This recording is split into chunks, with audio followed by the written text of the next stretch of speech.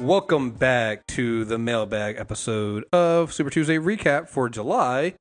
It's your host Chris and Deepom here. If you guys only knew what's going into having this episode happen for you guys would understand how it's truly amazing. Like, I sent Deepom a picture of my setup right now for how I'm podcasting, and I'll let Deepom explain it. I really like doing this, don't I? Chris loves this shit. Because I'm going to be honest with y'all, like, the last 4 days of Chris's life, plus what he just sent me, I'd be like, no, we'll just push it. It's fine. I do want to say this to get this out of the way. I am going on a bachelor party tomorrow. And if I don't make it back, this is a nice way to go out. I'm going to have fun with this mailbag. Hey, exactly. Like, I was actually going to push it back, but then I heard that you say you were going out of town for a bachelor party, and I was like, no, we should probably do it now. This could be the last one. We got to go out on a high note. It's Charleston with all my Columbia idiot friends. So, like, yeah. Yeah. I took them to Athens one time for a football game. And I think one of them went up and said, hey, I need 10 vodka sodas. They said $20. I said, no, I need 10. They said, yeah, 20. He said, here's 40, keep it. Hey, guys, they're giving away vodka because they're from New York and they're used to New York prices. Right. So it's always a big I've been in a reverse culture shock. Oh, yeah. The New York prices for liquor it's just absurd. Yeah. So this is going to be a good mailbag. It might be a little bit longer than normal because we're coming back off of a lot of news from San Diego Comic-Con. And normally we start with emails. And but I think to appropriately get into the mood for this mailbag, I have to start off with fuck Batman.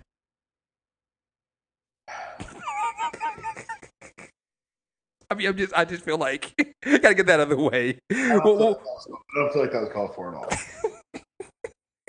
You know what? I think Bruce felt the same way. Bruce is watching that Titan trailer going, yo, what the fuck? Like, I fed you, I clothed you, and this is what you... No, Christmas dinner's gonna suck. Hey, Bruce, what'd you get? What'd you say? No other kids, because it's apparently pre-Jason because he's still wearing fucking suit. I'm not going to do this right now. No. Save the energy. Save that energy. All right, folks. Let's get right into this. Remember, if you want to participate in the mailbag, make sure you email us, mailbag@mtrnetwork.net. First thing, again, like I said, we got several emails because, again, there's a lot of news that came out of Comic-Con. So this one is from Justin from 3/5. It says, hey, everyone. Welcome back from Comic-Con. Y'all did a great job as usual. I can't wait to see everything you have in store for us. I just wanted to write a quick email about the state of DC films or DC Worlds. The name is dumb. That's the only negative thing I have to say about it, actually. Aquaman looks good. Shazam looks really good. I'm glad DC is going in for the Murderverse vision and starting to treat their heroes as heroes, not grim, dark caricatures of themselves. Oh, and Young Justice season 3 has a season 3, so Chris has no excuse now. You guys just don't know me. I always have excuses. I was born into this. I was making excuses before you were even born. I mean, I'm just saying. I always have excuses. I'll take that bet. At this point, I don't watch things because you guys think I have no excuses. Just watch me. I eagerly await the inevitable Young Justice recap show, which is just Deepom laughing while Chris watches and reacts to the show. Thank you, Justin. And we're not going to comment on the DC films and DC Worlds thing, and all because we're just going to get into that later. And a lot of people are emailing. Save it, okay. Huh? Well, because I was going to save it. Well, because I think there's a lot of people have emails about that. So I feel we'll just read all the emails, and if it's DC related, we'll save it for the meat of the stuff. But yeah, we'll hold all those thoughts because we're going to get back into them. Like I said, I think a lot of these emails basically end up bringing stuff like that up. So, let's see here. Marin says, hey, Chris and Deepom, 2 things I want to get your thoughts on. With all the announcements that are going on in Worlds of DC, formerly DC Extended Universe, or really that's not a name that they even created. They just let themselves run with because DC is fucking stupid and doesn't know how to market themselves or get ahead of a story. Sorry, that was not part of the email. That was me. Do you think that it might be on track to hopefully improve the record with films, seeing how lighthearted and fun Shazam looks and not so dark themed Aquaman trailer is? Again, all right, before we move on, I have to say something just really quickly. I want everyone to recognize that the Aquaman trailer looking bright is the use of filters. Yes. It was filmed under the Zack Snyder regime. It was originally pitched under the Zack Snyder regime, as you can see a lot of it. I'll talk about it in the trailer, but I can't let this continue. Well, no, I think that is an important thing to bring up. that it's filters because we've seen what happens when they took the filter off of these previous films. Right. When they did the first look at Wonder Woman, the first film, it was the same thing. Like I remember commenting on it, I was like, wow, it was bright. Then when they did the same trailer with the same scene, I was like, why is it darker now? Like they literally are using filters. And again, we'll get into, again, my thing is I need to see this finished product because DC, I don't want to get too much into it right now, but I do feel that while these trailers are better than DC usually does, correct, they usually get everybody feeling pretty good about their trailer. There's usually not a trailer from DC to make you go, fuck that, right? Hard to disagree, but we'll talk about that later. Well, I mean, you're different. I'm talking about in general. General public, the general public. Because I remember the general public's reaction to the first Suicide Squad trailer, which, again, didn't show much and didn't do much, but people went wild for it. I think these trailers are better, but, like, a trailer's not a finished film. And I at this point, I need them to show me, not really tell me. So rest of the email, with another year of San Diego Comic-Con over, I never been, but I know that it would totally freak out if I met some of the stars from Agent of S.H.I.E.L.D., Black Lightning, Avengers, etc. Have either of you met someone has just shocked, like, wow, I'm meeting so-and-so, and how was that experience? Or who is someone you would love to meet? Thanks, Marin. Since I guess I've done a lot of these already, at this point, it's kind of worn off on me. I would think the first time I did a press room with, like, celebrities, if you will, yeah, it's kind of like, I can't believe I'm here in this room. Right? It's like they let me in. Now I just walk in. Like, I got pictures of Supergirl, Flash, and Arrow, and I was not on the list. I just walked in. So I think when, at least for me, when I'm doing this, I have to switch over into this is work. It's work. Right. And to be fair, there's a lot of people that don't do that. A lot of people that walk into the press room, they definitely wear their fandom all over the place, and it's not professional at all, which isn't always necessarily a bad thing in San Diego Comic-Con. It's not always. Like, for instance, and again, professionalism looks at different ways, because, like, you can be professional and still be dressed up in cosplay. I've seen a lot of people who have conducted very professional interviews in cosplay, and they kind of had the rapport. And also, a lot of people already have personal rapport with people. Like, don't be surprised if Shanna's one of those people soon. We showed up at the Bayfront Hotel, I want to say, like, Thursday or Friday. David Harwood from Supergirl remembered her from last year. Struck up a conversation with her. He started talking to her, and I'm just like, awesome. Yeah. You said what? That's awesome. Yeah. I mean, he starts to remember. He remembers us, and I'm like, oh, this is good. The bartender also remembered me from last year, and I don't know if I should take offense to that or not. You should not. You left an impression. Let's see loudly. Right. By the end of the weekend, they also knew my drink too. It's like SoCo and ginger. I couldn't say no. I was like, well, yeah, okay. I didn't know you drink diabetes. Wow, that's impressive. Right. What about you? Anybody you want to meet?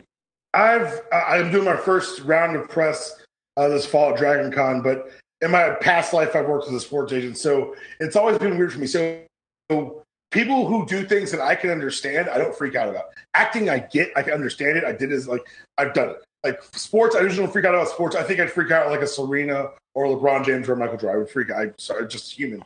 I think writing, like, you saw me interact with one of my favorite writers in the world, James Roberts. Mm-hmm. I was asked nerdy, fanny questions, but I didn't freak out. I think you guys can hear the podcast. I handle it professionally because in my head, I understand writing. The place I freak out, and I admit this, is when I meet musicians because my brain doesn't work that way. What they do to me is like, I'm like, oh, so you're an alien. Like, you don't make any sense to me. Yeah, you know what? So I'm like, I met one of my friends. A friend shoots for a bunch of bands, and I got to meet the bassist of 311 a couple times. And the first time I met him, I was like, so how do you do that? Because for me, I watch your hands move on a bass, and I'm like, I don't understand it. It doesn't make any sense to me whatsoever. I think that's a good point too. I think that my first real interaction with celebrities in like these professional settings is Comic-Con, and I think it's different than if I met them in a different setting. Like Comic-Con is so relaxed and so chill that it's such a casual environment. Like coming in and when I put my pictures for Aerocast up, you're gonna realize that I don't have a lot of individual photos of everybody. Like I realize I don't have an individual photo of Emily Bett records, and it's because she kept bouncing around between people, and you'll see the pictures. They were just all over each other. Like one person would go try to take a solo picture, and somebody else would jump in the picture, and so it's just it's fucking hilarious. Like her and Colton Haynes kept doing like what I'm calling the Abercrombie and Fitch poses, where they would just look at the camera and they were just doing it on purpose, and you could tell they were being silly, and it was just fucking ridiculous. Then her Juliana and fucking Echo, they did the Charlie's Angels pose or something like that. So you just could not get solo pictures with them because they were just bouncing around. And I think that San Diego Comic-Con and New York Comic-Con to a lesser extent, because it's New York and it's just dreary and fuck New York. But like San Diego, the Javits Center, a terrible place to throw anything. Ever. Yeah, it just is. It just fucking I'm sorry. We realize it always rains when we're there. It's so funny that you said that because I was thinking because I went to the first year because I was in college and it poured. Yes, it always rains. I dare you to name a New York Comic-Con. It did not fucking rain. All right. But I can't believe when you said it. I was like, oh my god, he's right. Yeah, it always fucking rains. You'll be sitting there going, wow, it's like 80 degrees in October. It's 80 degrees and sunny and bright out there. Can't believe it's not going to rain. And you'll walk out and it's like 40 and raining all of a sudden. It never fails. But like San Diego is such a chill environment. They're just so relaxed that it makes you relax, and so it makes I think having that kind of be my first interaction with some of these stars and some of these celebrities, it makes it and everybody's so nice. It's very, very rare that because basically I think the stars who don't want to be interacting with people just don't show up to those press rooms. And to be perfectly honest, right. And so people also realize that San Diego started as like you think about your local comic convention with like a couple names there. That's how San Diego started. It's turned into a big media conglomerate, which because of what the genre has done in larger business, but at its core, it's a comic book convention. Right. And the other thing too, and last thing, we'll move on because I know we just got so much to cover today. Yeah, a lot of stuff. I think that because it's in San Diego and it's not LA, it gives them a chance to experience the fan and like you said, be like with the fans and not feel like it's LA. Because I feel like if we were doing this, so I don't want them to move Comic-Con to LA. Because it's such a culture, right? And I think that's also why you can take over San Diego. You can't take over LA. Exactly. I think that's also why New York also like you don't get them feeling you don't get the same jovial nature from the stars in New York when you're in New York. And I think there's two things. One is fucking New York, and two, I also think is at that point, like by the time you come to San Diego, they film maybe one or two shows.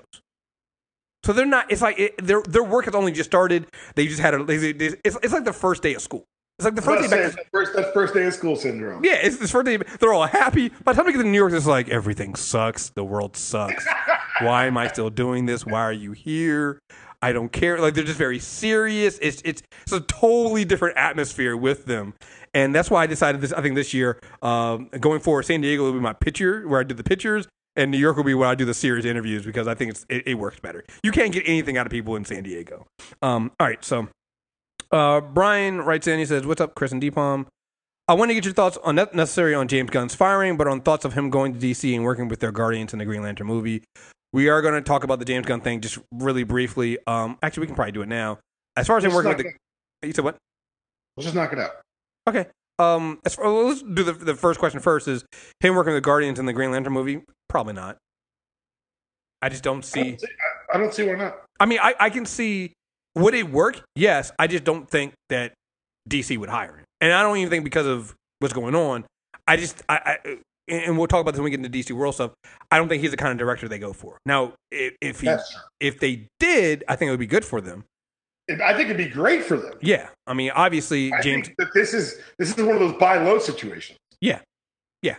So, yeah, I mean, if he did, yeah, it'd be great. I just don't think even now, I don't think I'd say DC, I don't think WB is smart enough to do it.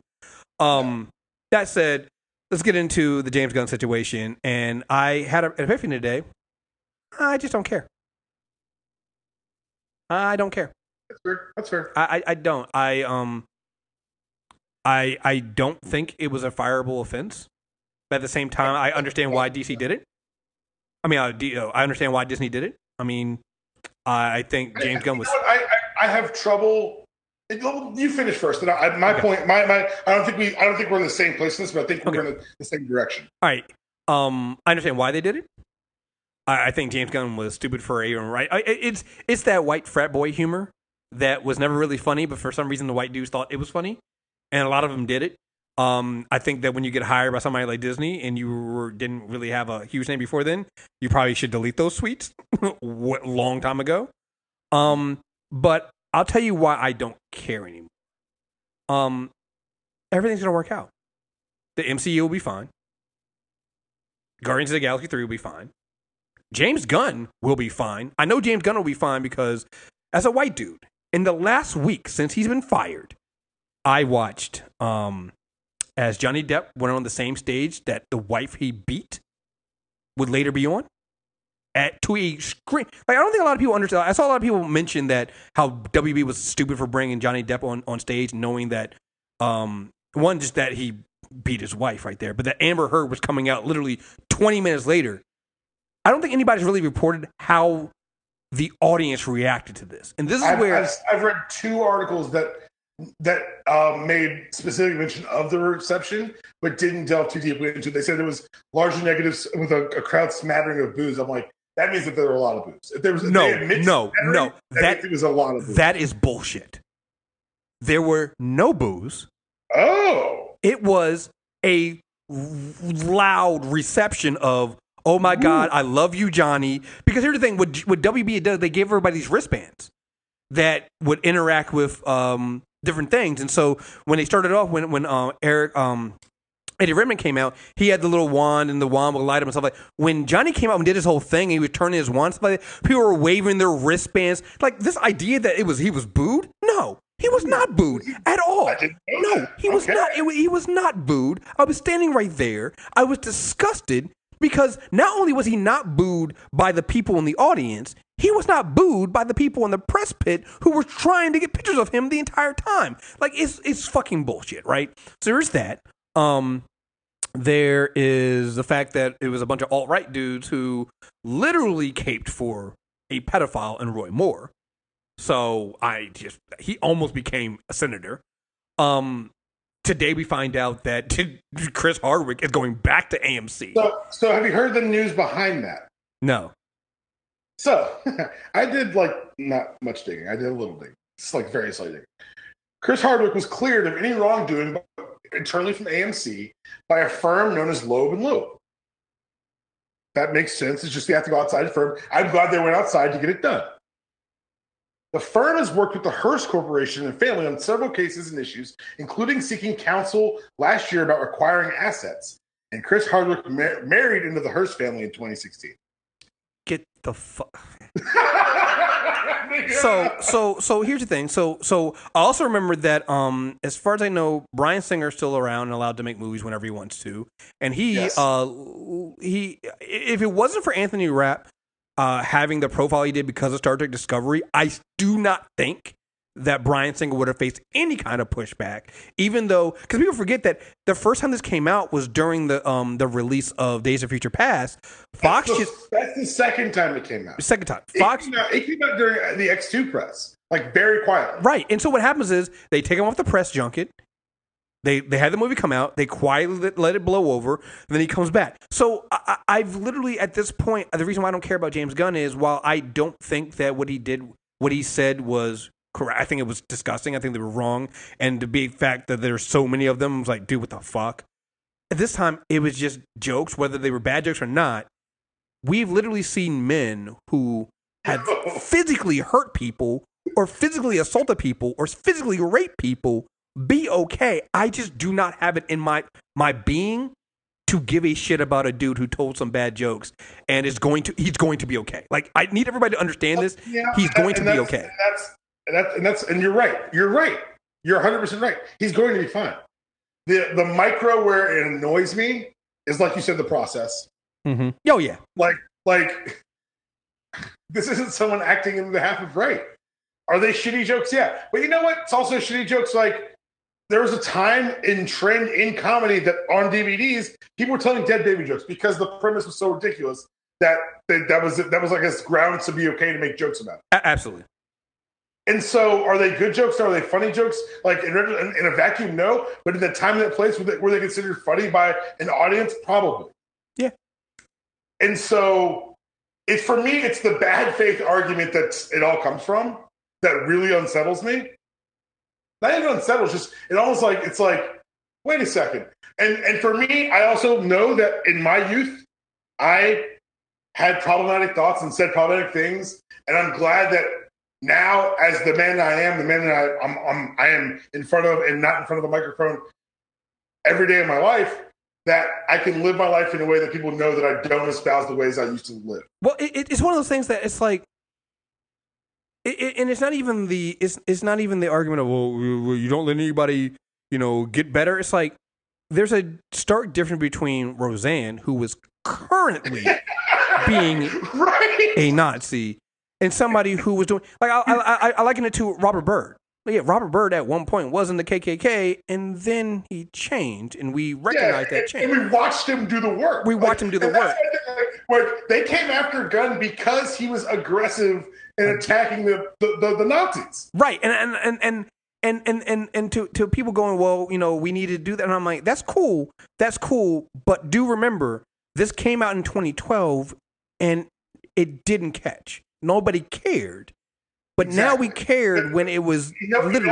And this is fine. And now we know the playing field. And I tell people, don't let this be a sign that you shouldn't speak up against the Nazis because they'll find something about you. This is a sign to spend the $8 and have your Twitter purge. Yeah, exactly. And this is especially if you get to a public place, spend the $8. It's $8. And this is why I decided that I just don't want to talk about it anymore outside of this, right. Because like, here's the thing.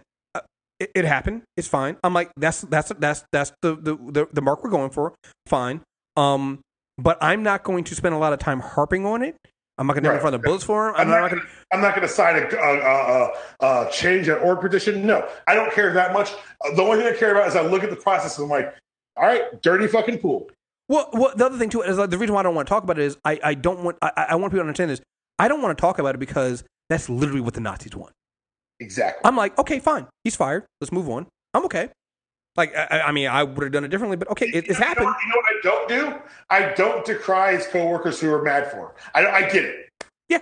No. They're like, yo, but this is show. I'm like, yo, he has a person. Like, he has the person who doesn't. This guy changed his life. Well, and I get it.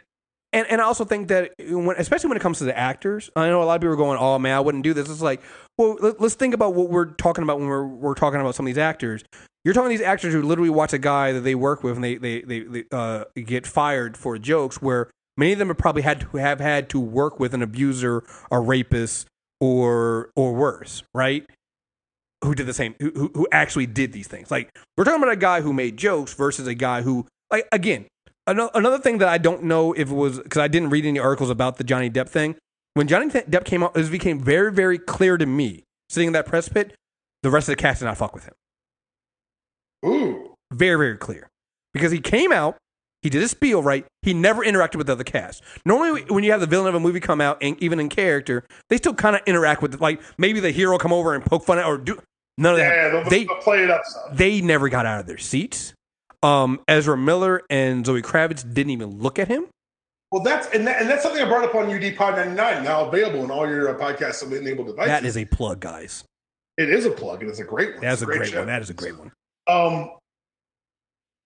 When Papa John went down, no one defended him. Exactly. I was like, oh shit, because like what he did, man, he used nigger in if the evidence is to be clear, he used nigger in a scientific stance. Like, he was giving a historical example. Like, personally, I don't know my fighter for that. Like, he is racist for other shit, but if that's the straw, and dude, they took him off the Wall of Fame out of his podunk one-horse Illinois town. Yo, no one from his hometown's like, John was always a good boy. No one. And that's my thing. It's like, this isn't this. I think the people defending Gunn, it's not. I think that, and this is why I was so thankful this happened during San Diego Comic-Con. I just focused on the things because you can't have these nuanced discussions on Twitter with it. I'm like, because people were saying like, oh well, we did it for Roseanne, we did it for this, we did it for that. I'm like, okay, it's a difference between a guy like what Gunn did, which hey, I'm not gonna say it's right. Like, wait a second. Well, that's what I'm saying. It's like it's the difference between what Gunn did, which is literally just jokes, versus like somebody like I don't know. Let's say you know what I was gonna go. Let's go Hulk Hogan. That was the other name I forgot. Hulk Hogan, who literally got the like Hulk Hogan didn't say nigger as a joke. Like that was from as a worldview. That was but that's the thing. Like it's like I think people have like there's a difference between a worldview versus something that is clearly a joke. Like you know what I think that in 2018 context is lost. Well, and I think context is lost on social media, but I also think that again, that's why it was so weird to hear you say that some article said that he was booed.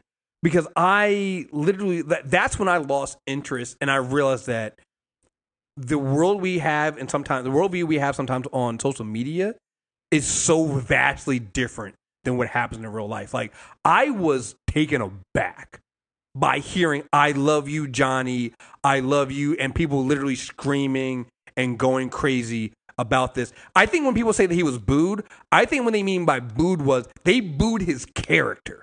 They didn't boo Johnny Depp because when he came out, they lost their shit. They booed his character because he's the villain of the film. They didn't boo him being the villain of real life. This is a guy who very recently, imagine the balls on WB to not only just bring out Johnny Depp when the woman that he beat is literally one of the co-stars of your next your big movie and the capstone of your presentation. It's literally coming out 20 minutes later. But this is a guy who also recently got in trouble he also abused his coworkers. He abused another coworker. It's like the balls to bring him out. And then to see the reaction of the crowd was like, it didn't fucking matter. Like, and I think this is the I'll give Disney, whether I would have done it or not, I give credit to Disney for going, we know Gunn is popular. We know this is not going to go over well with the fans or his coworkers, but we made a decision that we don't like that. We don't stand for that. And we're going to drop him anyway, despite, where it came from. I'll give them credit because they really could have just said, fuck it. Because literally there are so many other studios that would have done it. The fact that AMC is bringing Chris Hardwick back, the fact that WB has repeatedly gone to bat for Johnny Depp shows that Bryan Singer has a gifted EP credit. Yeah, I think they finally took him off. Is he on? Is he on that? Is he still on that Freddie Mercury movie? They took him off of that, right? I think he was removed in shooting, but because of rules, he has to stay on. Yeah, he gets the director's credit for it. Yeah. So it's like I didn't like the way it came, and I'm like, hey, listen, guys, don't make those kind of jokes. Like, clean your Twitter. To me, this should be a clear message to anybody out there. Maybe you want to, if you have the money, go ahead and. It's $8. Go ahead and purge that. Go ahead and purge that son of a bitch. Guess what? I've got 1,800 followers. I don't need to purge. Yeah. I know what I've said. Right. And here's how I know what I've said. I've never mentioned what I actually do for a living on Twitter. Yeah, right, exactly. Right. So I give them credit for that because, like I said, I don't know. Like I said, it's one of those things where I think that there's a nuanced approach and discussion to be had about this. And I do think I had somebody try to come in and be like, oh, you can't say that it's because the Nazis are doing this. You can't say who started this. It doesn't matter. You go on Zack Snyder all the time. Like, I go on Zack Snyder because I didn't like some of his movies. Not because of, I think the people that went after his daughter and she killed herself and went after him for that, they're disgusting people. That's full of shit. They're horrible people.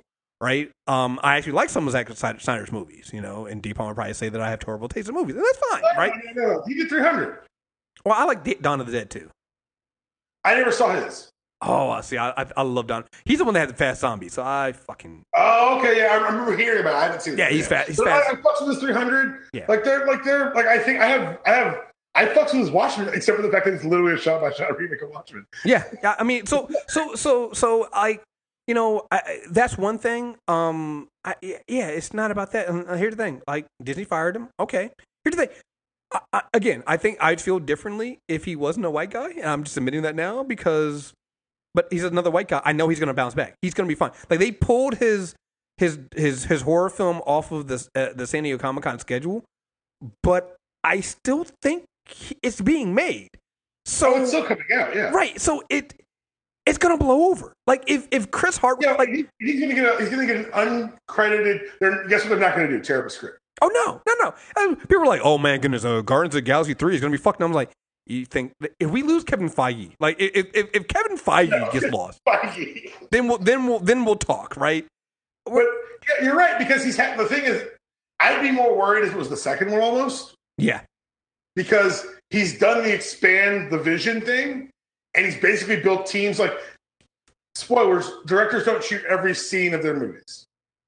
There are second units, there's assistant directors, and so. He's and knowing that the kind of things I've read about him on set, he's empowered people to be ready to step up should some shit like this happen. Yeah, we're fine. And so it's like, hey, listen, I'm sorry, sorry to see him go. But hey, listen, if you've had those edgelord tweets before and you have that edgy comedy, you might want to clean that shit up. Like we're in a new era nowadays, Yeah, and look, and the thing is. At the time, he probably felt like he needed to do that to get noticed. It was the kid who's like, I want a tattoo so I can be different like everyone else. Well, and to be fair, like this came up in 2012 and nobody cared. Nobody listened to I think there were a lot of women that brought this up. Nobody cared. I do feel some kind of way that people only listened when it was the Nazis. I definitely feel some kind of way about that. Because I had to point out to some other people. It was like, the guy you're retweeting right now is, Sterling retweeted somebody talking about Gunn. And I was like, no offense, but this guy is literally a Nazi who literally defended Roy Moore. Literally wrote an article. He was like, this guy was like, I can't believe you guys are defending James Gunn and not Sterling, the other guy that Sterling accidentally retweeted. Like, I can't believe you guys are writing to defend all these words about James Gunn and his words against kids. I was like, you literally wrote an article claiming that Roy Moore's accusers were a left-wing conspiracy. You defended an actual. James Gunn made jokes about pedophiles and pedophilic behavior. You actually defended a pedophile. Vastly different to me. It's so weird that people don't see the difference. I just and that's where I had to take a step back from social media because I'm like, to me, those are two different things. They're two different fucking categories. Right. Of things. Both can be bad. Both can be things that disgust you and are bad. I'm telling you right now, I'm way more disgusted by the actual pedophile. I'm gonna take that bold stance. I'm gonna take that bold stance. I'm sorry. Anyway, so we got that out of the way. The rest of the email. My favorite part of the mailbag is when you guys do some sort of fantasy booking. So hypothetically, let's say in 2008, Marvel had all their properties to build the MCU for the next 10 years. What other movies trilogy would have been created properly? What movies do you know today probably don't get their solos? I just think that's hard because I think that... Yeah, it's such a weird... You know what the best thing you can do if you want to say, what would Marvel look like if they restarted the universe, had all their druthers? Ultimate Universe. Yeah. It would look a lot like that. It would, because that's about the time that they jump-started. It was 2001 when they did that. It was the three big pillars. Avengers, Spider-Man, X-Men. And they told those three stories, and they let them weave into each other, and they fucked up Fantastic Four by giving it to Warren Ellis. They did. He's a crazy person. I'll play all the others. Yeah, Warren Ellis is crazy. Yeah. It's a fun run, but it doesn't work with anything else. And you would have seen kind of just updated takes on I think, the classic stories. I honestly think, and I'll defend this today, what we got is probably best. No, I say this all the time. I think that we needed the desperation.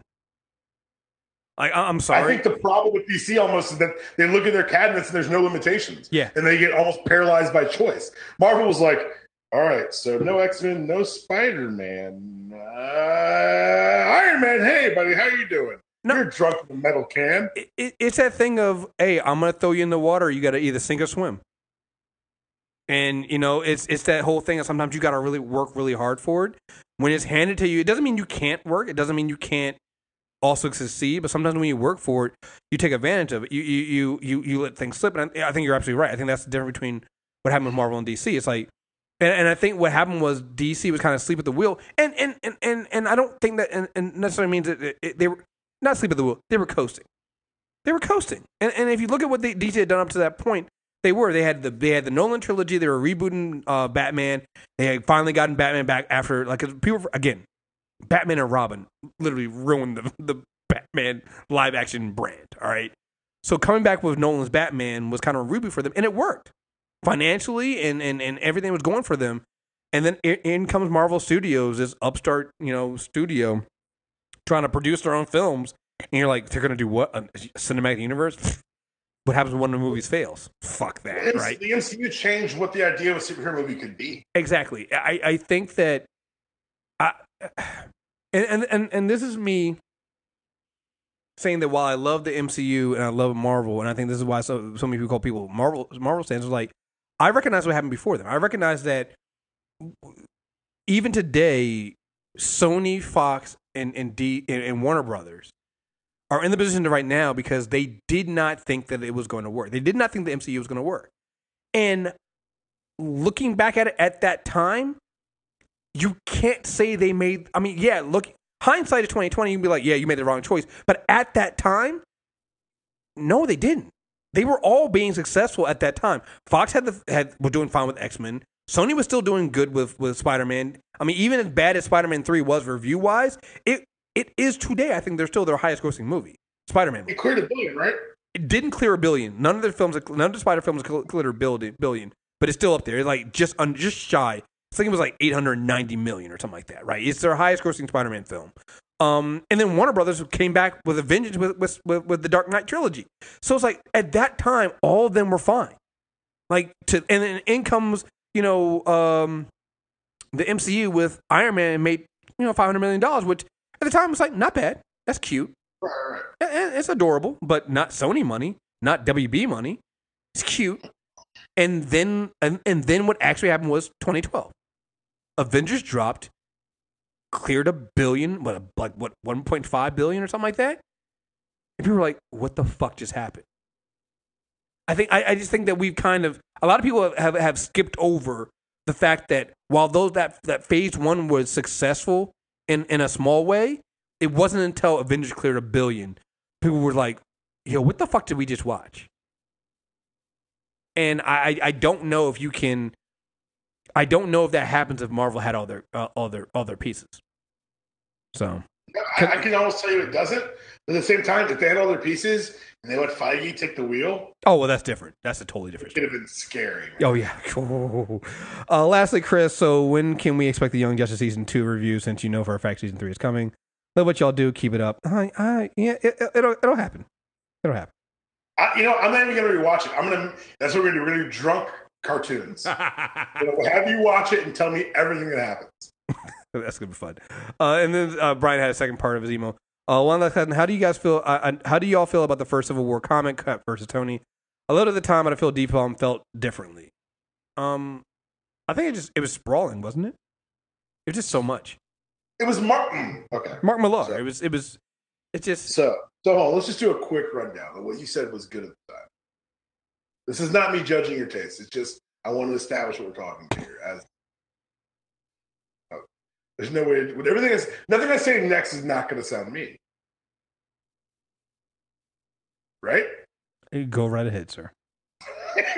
So Mark Millar decided to write a story where the New Warriors, who have a history, was kind of shit on through this whole event. But we'll get to that later. They start a reality show where they're taking down bad guys, and Nitro explodes, taking out a small Connecticut town. See, not even the town. Like, it was taking out half the town and was right by a playground because a lot of kids died. They place this certain woman at the beginning of the event as kind of the mouthpiece of the Fallen. She single-handedly convinces Tony Stark, then Secretary of Defense, don't ask, to back the Superhero Registration Act, the SRA. Cap decides the SRA is a bad idea because it limits the freedoms of those who decide to do good without government interference. Cap's position is presented rationally. It's presented as literally the White Hats rescuing their later arrested teammates and friends. And it's basically guerrilla warfare. Tony Stark recruits villains. There's no nuance in the storytelling. What else does Tony Stark do? Tony Stark sends out, he clones Thor, who then lets their clone burn a hole in Bill Foster's chest. There weren't two sides to Civil War One. There was no nuance. It was a hand-fisted, let's make them fight.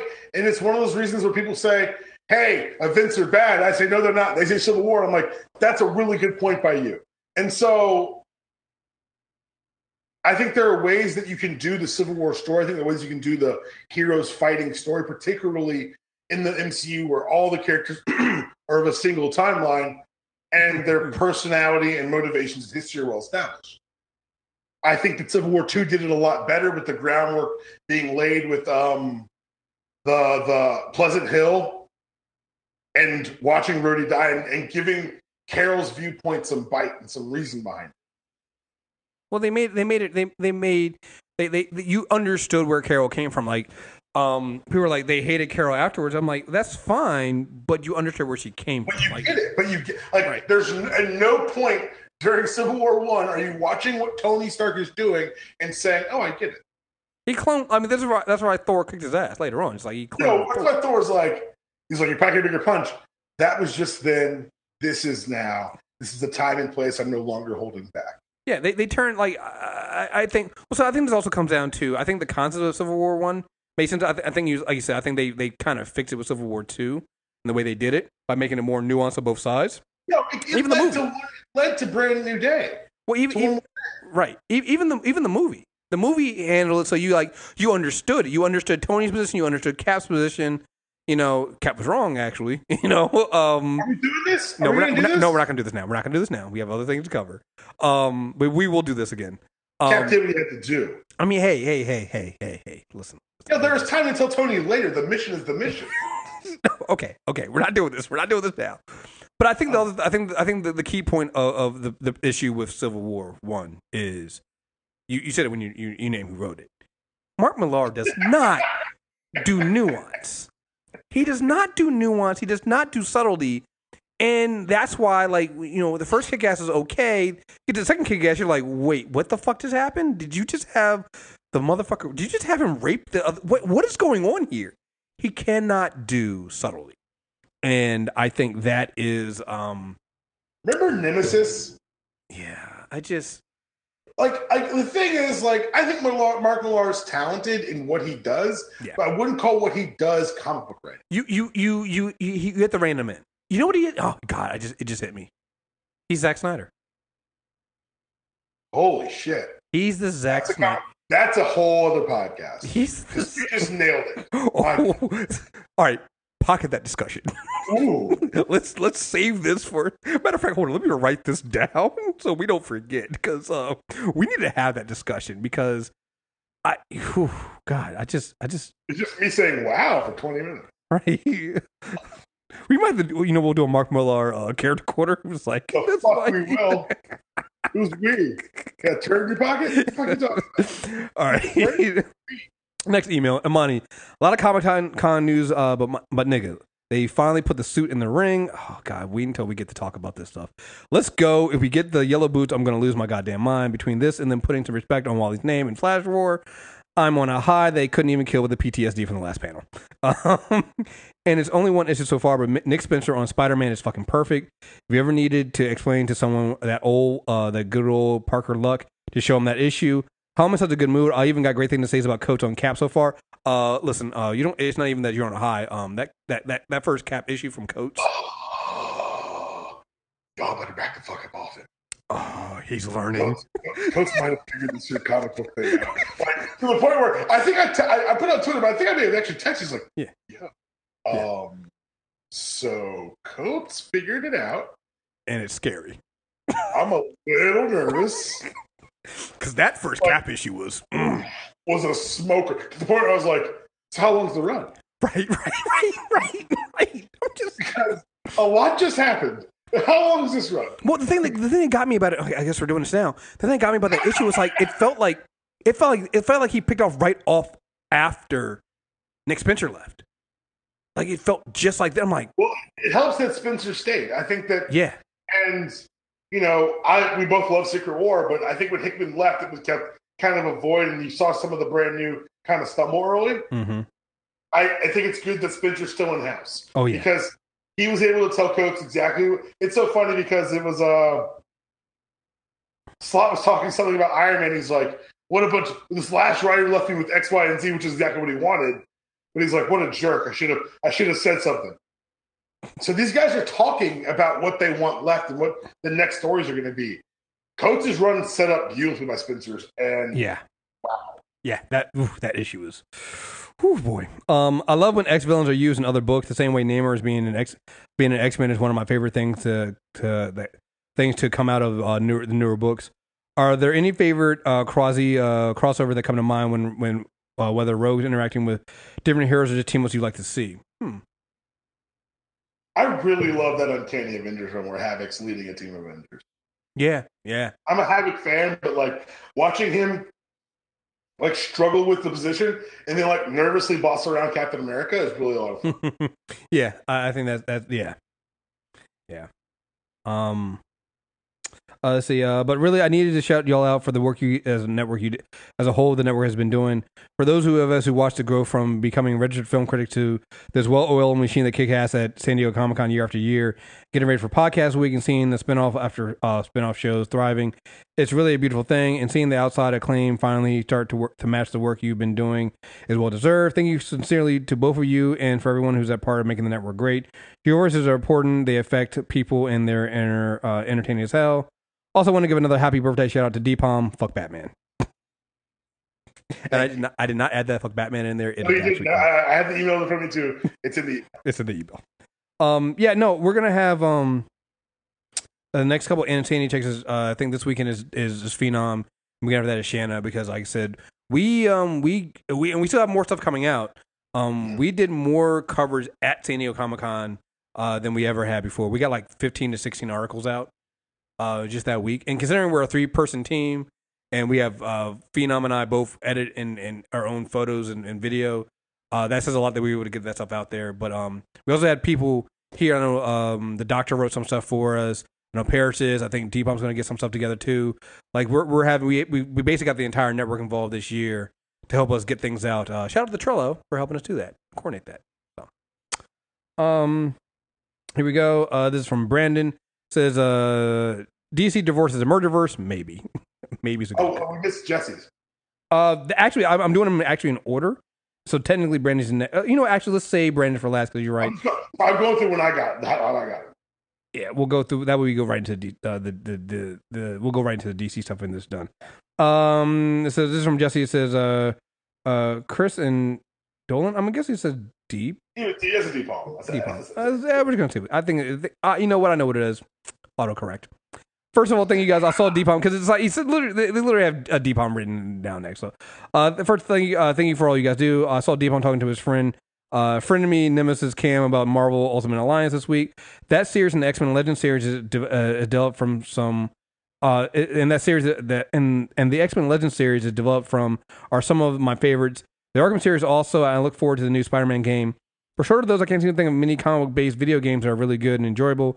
Are there any others that you guys can add to the list? I think there was another Spider-Man game that wasn't that bad. There was a PS1 Spider-Man game. Yeah. That was pretty good. I remember that one. Those were my favorite ones. So we go far back. Maximum Carnage. I love that fucking game. I fucking played the shit out of that game. There was the X-Men game. It was like Arcade's Revenge or something like that. They did play that one. Then there was the actual X-Men game that was in the arcade. They brought it to. Was it Children? It's not Children of the Atom. It was something else. Not the Pride of the X-Men. Pride of the X-Men. Yeah, fuck that. That was a game in Chuck E. Cheese or wherever. If it was an arcade, you played that game. You get your friends together, you guys play that game, and you just did it. Like that was that game. You did that a lot. And there's obviously the fighting games, but that's what I got. What else do you have? I'll tell you right now, I'm buying a PS4 because of the Spider-Man. I'm actually going to get the special. Do you see the special edition with the Spider-Man? I'm getting that. Yeah. I am on the fence of getting that. I'm close. I'm probably going to get that. That Spider-Man game looks absolutely bananas. If you haven't seen it, if you've ever been interested in owning a PS4, this is it. This is the one that's going to take you over the edge. I'm sorry. Yeah. The Arkham series, we've talked at length about how much you love those games. There aren't video games; they're effective Batman simulators. Ultimate Alliance, I really enjoy Ultimate Alliance. I really kind of want to play it again. That I talked about with Cam. He's not my friend. Just make that right. Yeah, it's the thing is it's hard to do comic book properties. Remember, there's a Justice League Heroes game that I never played for PS2 or PS3.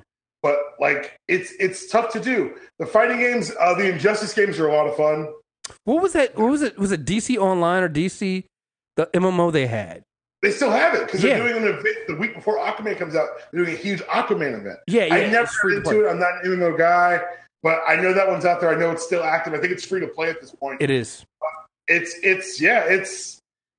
tough to do, and I think we're going to see some more because the company behind the Spider-Man game said that this is the beginning of the revamp for Marvel games. Usually that's a lie. It's like when someone gets fired and says the best is yet to come for me. You never see him again. So hopefully that they can look hype. Yeah, the way they're going, I'm like, I'm down with it. Well, you know what I think it is? I think what they've done is, and it's the same thing with all these things. Put a story behind it.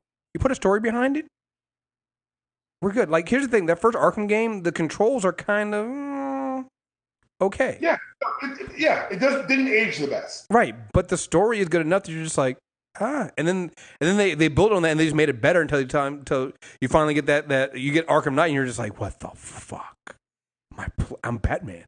I'm really Batman. I did it. I'm Batman. It's not even fuck Batman. I'm really Batman. It's fuck everybody else. Right. I'm Batman. All right. All right. So let's get into this. DC divorces the Murderverse. Maybe it's from Brandon. Hey Chris, Deepalm, and hopefully Shanna.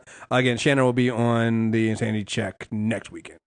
First, I want to thank the whole crew for the San Diego Comic-Con coverage. You all get some of the best pictures and ask questions that actually bring some personality out of the town, not just the same generic questions the bigger outlets ask. Yeah, no, seriously, shout out to Shanna for asking. I didn't even know that Rebecca Romaine had been cast in Star Trek Discovery. So when she was interviewing her for totally different things. Rebecca was not in Star Trek Discovery room. She was in for the Death of Superman. Shanna asked her about that, so I'm glad that she did. So we got her to answer that question. Quick question with that: I got approved for press for New York Comic Con this year for my first time covering a big con. Is there any advice for the first timer? Not really. I mean, the biggest thing is determine what you want to cover. I mean, that's the biggest thing. Determine how you want to cover and what you want to cover. It's like doesn't mean you're always going to do press rooms. You know, maybe it means you're actually going to cover. You got to remember, you're not a fan. You are a fan, but you're not, unless that's what you want your coverage to be, is to be the fan experience. Then you got to understand that you're going as press, and you got to start making press decisions. And that sometimes might mean that you're not going to go to the panel that you really want to go to because you have to go. You're trying to do a press event, trying to set up interviews or things like that. So I think that's the biggest thing to remember is that determine what you want to cover and how you want to cover and what you want your coverage to be. If you just think you're going to just show up and then just go from there, you're going to be lost. You're going to be swamped and you're not going to know what to do. So take the few months now to figure out what it is. For us, we pretty much stay in convention mode. Once we do San Diego, it's only a couple more months to New York. So we just kind of I think Tuesday I redid our Trello board for New York to basically have all our press contacts so that we were ready to go.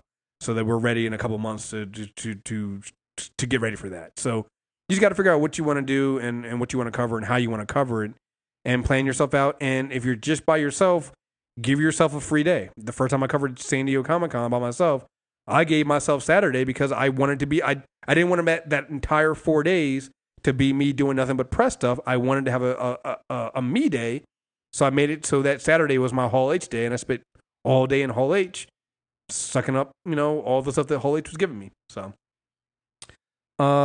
second thing is, DC had a pretty good Hall H, in my opinion, especially given the expectation. Do you guys think the general public will give these upcoming movies a chance, or do you think they'll be jaded after Justice League, even if the films were good? Again, hold that thought. Also, wouldn't be WB and DC without self-checking themselves. And that Titan trailer was the ultimate self-check. I knew it wasn't gonna go well when I saw the TVA come up at the beginning. But even worse news is that I finally saw the news drop that Red Hood, Jason Todd, and Donna Troy are going to be in the series. Wait, they are? They'd already announced and cast Jason. I think Donna was revealed during San Diego. Okay. Keep reading. We'll talk.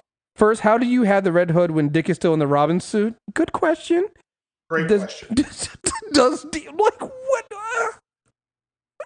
Maybe that. The thing is, I haven't heard Red Hood. I've heard Jason Todd is confirmed. And so, if they're doing what I think they're doing, then it makes sense. It's fast. It makes sense. Does DC really have convoluted Donna Troy stories? Of course they don't. Hawkman looks simple compared to her. Do they have hope for a Swamp Thing, Doom Patrol, and Harley Quinn after seeing that Titans trailer time and direction? So I do know that Harley Quinn is animated. Doom Patrol I haven't seen anything about, and Swamp Thing apparently is not in the Titans universe. So who fucking knows? It's all a good question. Thanks for everything you do. All you're inspired for people who get into this space, Brandon. So let's go into this. Let's start with our just going through the San Diego Comic-Con news, and let's just start with. Cause I really do feel like it. I really do feel like that Titan trailer what kicked it off.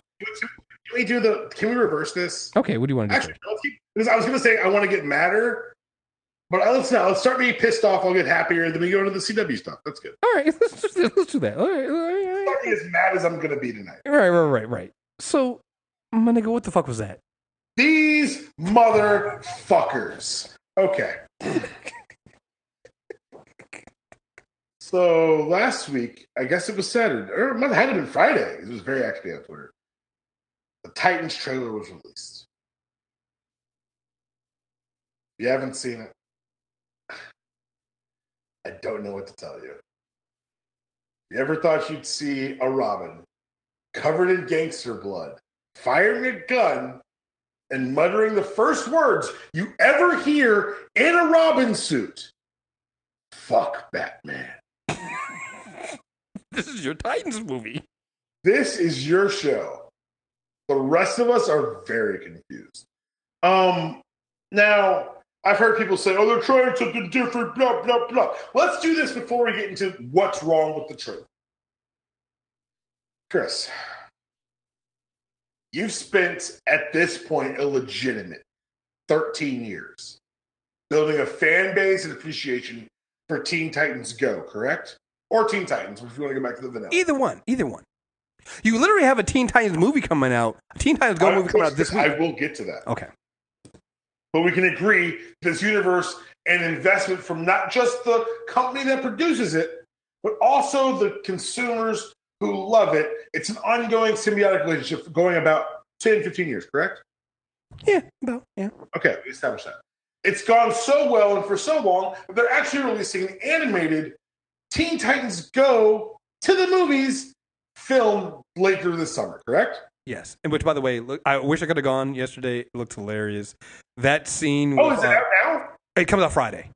Okay, cool. Look. That scene where Starfire throwing things at Batman, and he keeps changing the different Batman from the movies. I'm Batman. I'm Batman Returns. I'm Batman Forever. I'm like, he just won't stop. I'm just like, this is hilarious. Like, I don't think people realize how much of almost like a parody of this stuff it is. I'm sorry. Teen Titans Go is hilarious. It's the greatest. I'm sorry. I'm the problem. No, you're not the problem. You're the reason why this is a problem. Oh, you're right. Because you're one of the people who knows the Teen Titans. And even if they don't do the same lineup, the word Titans holds a certain amount of weight to you. Yes. You know, there's a reason why a darker themed television show came out recently and used a different name for the exact same team. They call themselves Young Justice as a television show, but they want to differentiate themselves from the Titans brand, even though there's a lot of overlap in the characters. But even those characters look familiar. They still kept the. I'm sorry. Hold on. My nigga.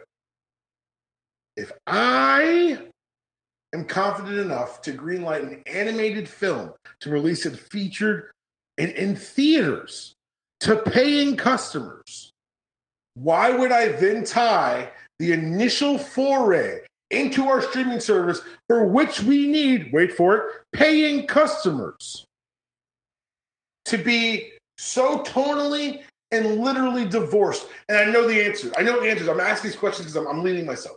The answer is because WB animation, WB television, and WB films don't talk. Thank you. That was one of the, yes.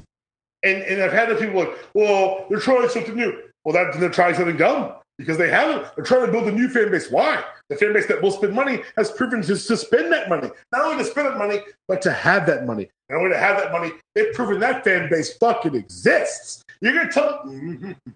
You know, I'm glad you brought that up because we actually interviewed Lisa Gregorian, who was the WB TV group marketing chief, and we were talking to her, and and it made me realize it's like, oh my god. I mean, we talk about a lot of times like the difference between Marvel TV and Marvel Studios and things like that, but there's still some talking in between there for the most part, right? It made me really talking to her and seeing what they do with the Arrowverse and things like that. And just, I mean, it's not just the Arrowverse, but all the WB shows. It's like, oh my God, WB is such a big, they don't talk. They're literally like, you know what they are? They're the CIA, FBI, and all the three-letter groups before 9/11. They don't talk. They don't talk to each other. They each do their own thing, and they step on each other. And every now and then you have the big dog, WB Entertainment, come in and tell some of the other groups that they can't use something. But they don't talk to, like, it's such a fucking mess. And it shouldn't be that way. That this isn't, it's not DC's fault. It's Warner Brothers' fault. And Warner Brothers is making a mess out of this. And so, like you said, nobody talks because I don't even know who is responsible right now for DC Universe. Like, what group is it? Is it the TV group? Is it entertainment? Is it the comics group? Because they also, DC Universe also has the comics, which, by the way, we don't know how many comics are putting on there right now. I feel like eventually it will get to an unlimited point of view, and it might be enough for me to pay for the service, depending on what they have on there. But right now, that live action stuff they have after seeing that trailer did nothing for me. And and for people who go, oh, you guys are just always hard on WB. You forget we were excited about this. Mm-hmm. I was excited about this. I saw that Robin suit. I was like, let's fucking go. That was me. And then what got me is when Jeff Johns came out and tried to say, oh, no, that's not the tone of the entire show. That's what we use for the trailer. I'm like, well, then why would you? First of all, that's a lie. Because why would you know what a trailer is, Jeff? Why would you use that for the trailer if that's not going to be the tone of the show? Like, and when I see people go, oh, well, the Titans should be dark, I'm like, you guys never read Teen Titans. Clearly. Like, he mentioned Marv Wolfman, and I'm like, wait a minute, if you read that stuff, then you know that they go through some dark shit, but they're not dark. They aren't darkened by it. They're not. That's like kind of the point. Like, and to me, it makes it seem like there's no subtlety because I get the idea of wanting to show that Dick is struggling with his relationship with Bruce. Like, that's fine. That is, there is a complicated relationship there as Dick gets older, but he'd never say fuck Batman. Not in the Robin suit. He definitely wouldn't kill anyone in that suit. Right. People were like, oh, well, he didn't kill anybody. He just broke the jaw. I'm like me and Phenom, we were supposed to do a video about this because we were cracking Shannon up in the car when we were talking about this. It was just so much. It was fucking hilarious. But like when you watch the trailer, you do realize they put an extra sound effects on that crunch. Mm-hmm. They wanted you to feel that broken neck / broken jaw / whatever the fuck it was. And that's stupid. Well, and that's the other thing is that it's not how Dick fights. And I know people say, oh, it's a whole new take. If you're going to include at least two Robins, which they've announced via casting, Jason Todd will appear at some point in the show. I don't know if it's going to be the Red Hood as we've all posited, but he will be appearing. If you're going to have two Robins, you probably want them to fight different. And we're going to do a Robins podcast at some point where I just sit down and get a little drunk and explain the difference between the Robins and why they aren't all interchangeable. But Dick doesn't fight like Jason. He's an acrobat. Dick's an acrobat. Dick wants the center stage. That's why the Robin suit's bright yellow, so everyone look at him so Batman can help do the work more. You know who actually understood that? The Arkham games. Yeah. When you play as Nightwing, he fights different. Like he fights differently than the Red Hood, who fights differently than Tim Drake. They even have different weapons because you know what? Dick doesn't use a bow staff. Dick carries the sticks. Jason uses the batarangs as bladed weapons, and Tim carries the staff. It's like they try to mash up all three Robins into Dick Grayson in the Robin suit, and that's why. So why is Dick Grayson a full-fledged fucking detective and still in the Robin suit? You know what? I know what they're going to do. So here's what they're going to do. And I'm going to tell you this because, as I said on Twitter, I have written my fair share of very bad fan fiction. I can smell it from a mile away. That's what this is. So what they're going to do is, this is a Robin, this is a Dick who quit. Which, come on, I've talked about that. Like, they don't quit, the Bat Kid. They don't. All right, anyway. He's walked away from being a Bat Kid. He says, I'm going to go be a detective and fight things right side of the law. They're going after the post-breakup with Batman. That's fine. Whatever. He's going to be out in the Robin suit because Rachel Roth's going to walk in, Raven, connect him. She's a boy from the circus, all that horse shit from the trailer. She'll use her powers to bring in the people that's going to help them, which won't include Wally West, because why include anything from actual New Teen Titans? And what's going to happen is we get a two-part episode where Jason comes and demands that Dick takes the Robin suit off.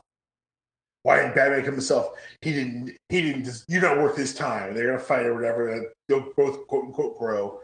And Dick will stop wearing the suit. The last episode will be him debuting the Nightwing suit, and I'm going to lose my goddamn mind. Oh, yeah, because when they originally announced this, they were announcing him as Nightwing, right? And now the season's going to be called The Rise of the Nightwing. Yeah. And I'm going to, I can smell this shitty 8th grade fan fiction from a mile away. Yeah. Down to, fuck Batman. Fuck Batman. Sound like a child. Fuck Batman. Ugh. Fuck Batman. I'm Batman. Just fuck. It's like you're enjoying this too much. It's just so. I had to find some way of making fun of it. It's just why. All right. So let's move on to the next thing. Before we get the trailers, we have to talk about this. Yeah, that Aquaman poster deserved to be ridiculed. Nigga, look. Okay, I'm sorry. Echo the Dolphin 2K19. Whoever edited in all the Little Mermaid parts, bravo. The Finding Nemo edits really got to me. The Jaws one I liked. What was the orca? The Free Willy one. Oh, that's when I realized. That's when I realized that maybe, just maybe, WB was actually marketing geniuses, because that poster debuted on the 25th anniversary of Free Willy. I was like, maybe it's like when you sell the blank covers, and like maybe you can make your own cover. Like that's what they were giving us, some blank canvas of things to mock. Mm-hmm. I was like, well, maybe this is all part of the plan. We start talking about Free Willy. They have Aquaman in front of an aquarium. I don't know. Like I said, it's look, guys. It deserved to be mocked. Like people mock Marvel posters all the time. The Aquaman joint, it deserved it. He was wearing leather pants in the water. It just didn't. None of it made sense, guys. None of it made sense. The thing is, we can mock the Spider-Man poster, and like I can mock with the mocking because the movie's gonna be amazing. I don't feel that way about this movie. Let's talk about the trailer. All right, so you want to do that trailer first? What was your impression live? Okay, so live about the whole. I wrote about this. I think. So what I'm about to go through right now is the journalistic, press, not whether I think any movies are going to be good or anything like that. Just what WB did and what they presented. And so my first impression was, WB did what they had to do. The 3 movies they did, it was actually smaller than what WB normally does. First of all, usually they lead with DC stuff. They come out the gate and they hit you hard with the DC stuff, and it's just so overwhelming. It's overpowering, right? It's a lot of Batman, a lot of Superman. It's, they're announcing all their other movies. They're dropping hints at things. They have all these directors come out. Like, it's everything, right? They didn't do that this year. One, WB did all their other movie stuff first. They led with Fantastic Beasts, and they did, Godzilla and some other stuff. And they came into DC last. And then it was just 3 movies. They started with Wonder Woman, which, again, lead with the stuff that everybody is not worried about. Nobody's worried about Wonder Woman. And they kept the cast small. They didn't bring everybody out. They brought out 3 people: Patty Jenkins, Gal Gadot, and Christopher Pine. And let me just tell you something right now. Hearing Patty Jenkins speak and talk about Wonder Woman and talk about the character and answer questions. If DC is looking for somebody to oversee their movies, Patty's the person. She gets it. Like, just hearing her talk about, being respectful of the source, having to change some things because it is the movie and just aesthetics and things like that, Patty gets it. And I don't think I can remember the last time I was in a WB presentation and you heard the director. Because usually, again, maybe not last year, but I know the year before that it was so Zack Snyder heavy with everything. And again, it kept it small, almost intimate. And then we should talk, the footage they showed, again, it's very, very early. I was actually surprised they showed any Wonder Woman footage. Just like everything else, and we mentioned this before about the filters, they're taking the filters over everything, which, thank you. Thank you. Should never have been filters on it to begin with, but taking the filters over everything, and yeah, footage looks good. I'm not worried about Wonder Woman 1984. All right. Shazam came out next. And Zachary is just a big kid. And I think that's going to work for them. Because again, small. 3 people came out on that panel. 3. Zachary and the 2 kids. And the way they interacted. Again, here's the thing. I don't care about Shazam. So the trailer's fine. I think it did what it did. I think I kind of look at it like they're Ant-Man. And that I don't think a lot of people care. But if they go to see it, it's a completely different tone from anything else they've done, which I think helps them. And again, kept it simple. And then they came out with Aquaman. Same thing. I mean, they brought more people for that cast. But again, I think you had 3 different directors for these 3 different movies come out and talk about the films. I think the trailer's fine. I think the trailer looks good. I'm going to say it's fine. Trailer looks good. It does. I think it plays on the strength that we know Jason Momoa is not the strongest actor. And I think the trailer, yeah, he's clearly not the strongest actor. And I think they surrounded him with a bunch of actors who are. And the trailer, and I'm not sure they didn't. I don't think this is in the trailer that they released, but they gave us an extended look and 2 things. One, Amber Heard's mirror basically tells him, it's like, you're just big and dumb, and that's what you're here for. Which I think kind of fits his character, the way he's like Jason Momoa is. So it's like not really, lean on his strengths, right? And 2, they also put him in the original costume, which, nigga, it looks good. And it gives me hope for Flash that we're actually going to get the original Flash costume because they realized how stupid they were with these fucking ass costumes. So I think from what DC and WB needed to do, it did it.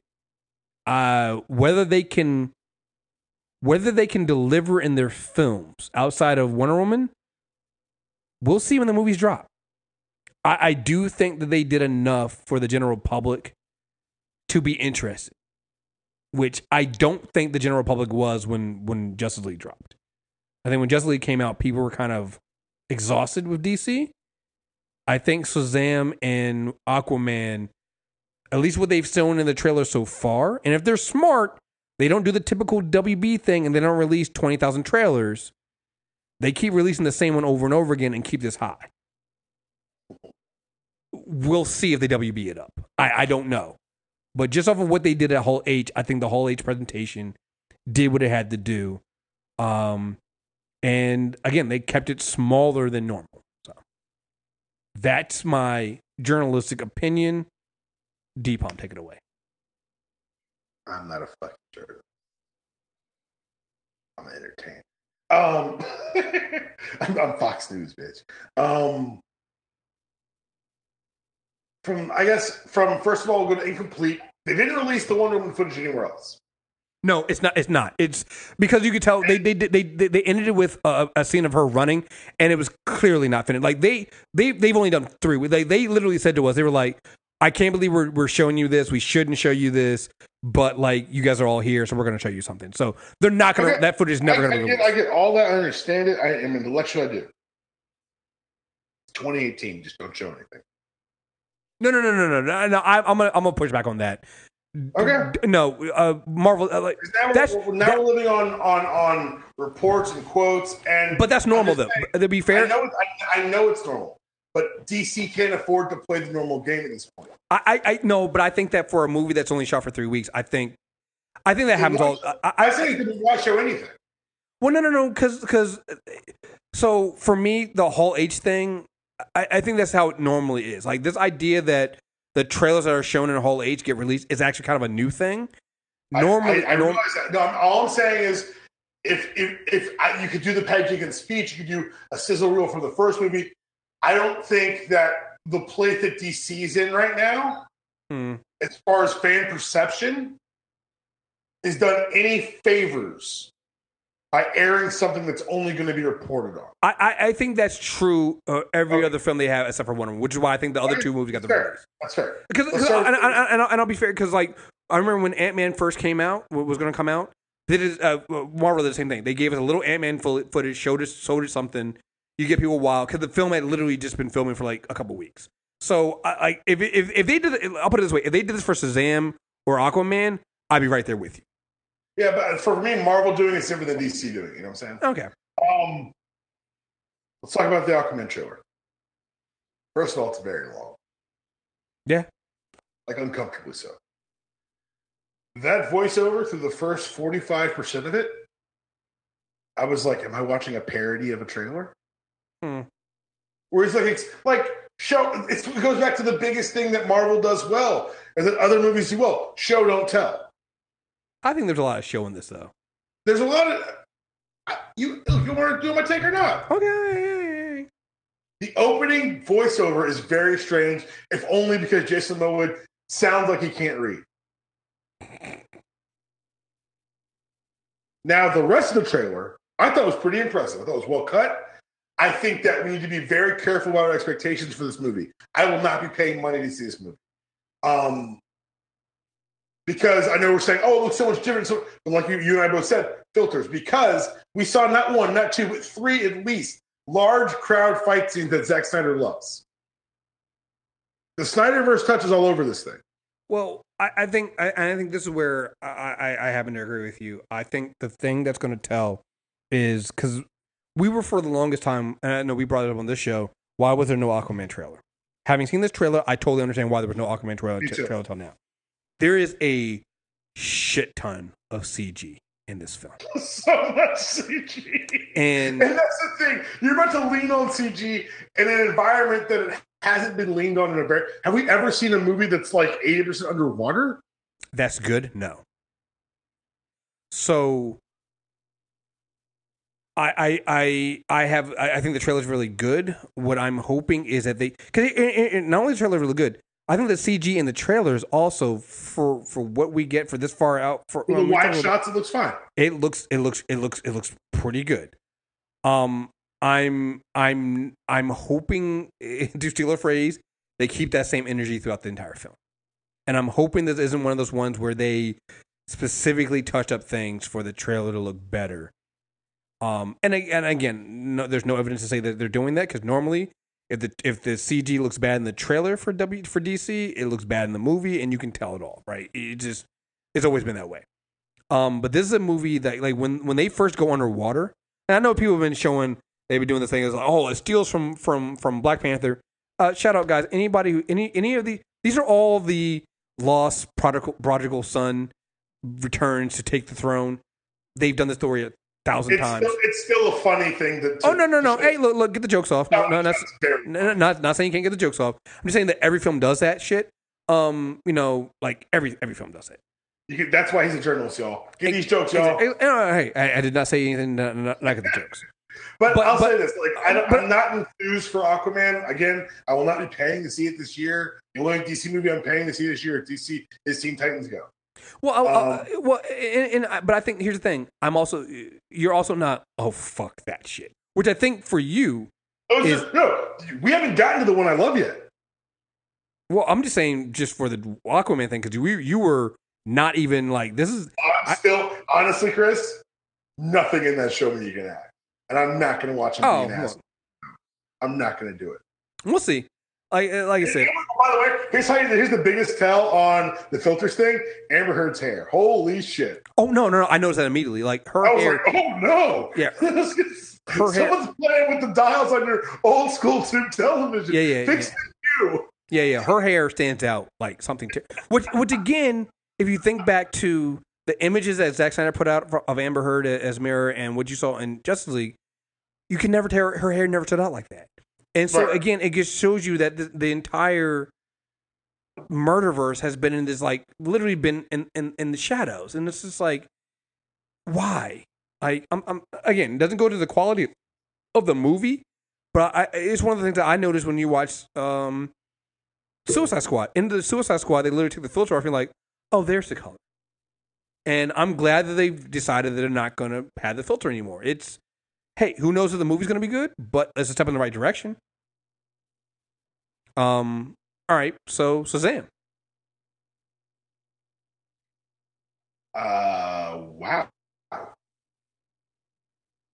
Wow.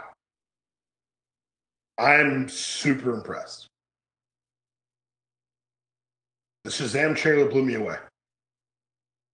Tonally, the shot selection, the clarity of message. There's no need for a voiceover there, is it? No. Well, also, you got to remember that this is probably the first film hands off Zack Snyder. Exactly. And that's my point, my dude. Like, that's why I'm not hyped for Aquaman at all. Like, I think James Wan's about to get pressed against it. It's about to get real ugly for him. Mm-hmm. I think that this is the one. If they can hold on past Aquaman, which nothing about them shows me that they have that kind of conviction, Captain Marvel could do it. Yeah. That could be the one. Like, I walked in very skeptical of Captain Marvel. I walked out like, oh shit, DC figured it out.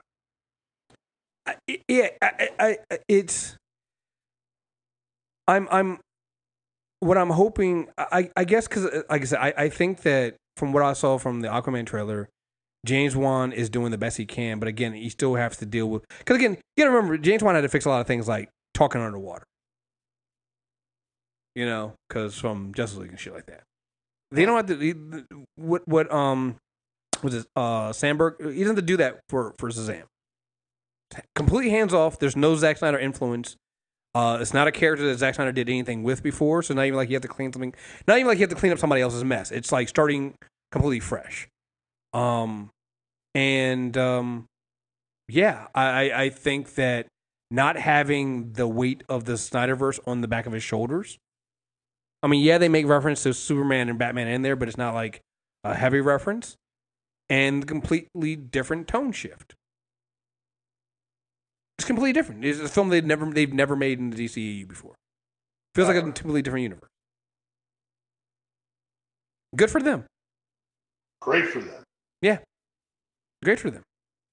You know, and if you think about it, the same thing's happening with Wonder Woman 84 because it's basically happening before any other movies happen anyway. So they can do whatever they want.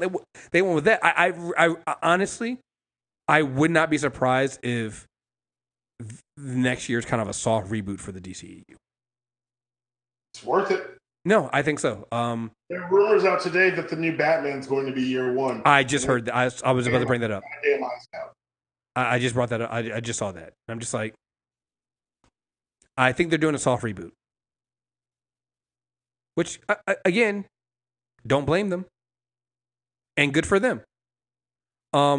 Which leads us into their because again, this is another something that got announced at San Diego Comic-Con, but they didn't make a big deal about it. And I thought there was also something different that DC did. when Marvel does their panel, Kevin Feige comes out and does it. There was no like overarching person to come out for DC or for WB for any of it. Each director came out, talked about their own movie, then went back. That was it. There was no actual connecting each of the movie to each other. And so they quietly announced this whole thing being their cinematic universe basically be called DC Worlds with an S. Worlds of DC. So the Worlds has an S on it. And people are all speculating, what does that mean? It's a stupid name. And while it might be a stupid name, I'm like, I literally think this is something me and you have talked about before.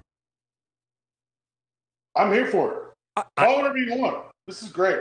Yeah. You can tell you. Because here's the thing. I still think that Joker film that supposedly comes out 3 weeks before or after Wonder Woman, which I like, you don't have confidence in that film if you're doing that. They did not mention that film at San Diego Comic-Con. No mention of it. But it's supposed to come out next year. And at this point, I'm like, okay. It's literally one of those, if it dies, it dies. If it's good, it's good. Doesn't matter. Because you can make a one-off, spin-off film about anything. It doesn't tie to another universe. If it fails, it fails. If it succeeds, then good for it. We go on to the next film. It's a weird thing, but I feel like DC is getting back to its roots, which is what they used to do before, which is just make a movie. And if it fails, well, okay, it doesn't affect. We're gonna make a Batman film. It sucked. It doesn't affect the Superman film we're about to do. And it kind of fits their movie. It kind of fits their comic books as well, where it's like, hey, you can tell a Batman story, and it doesn't affect your Justice League story.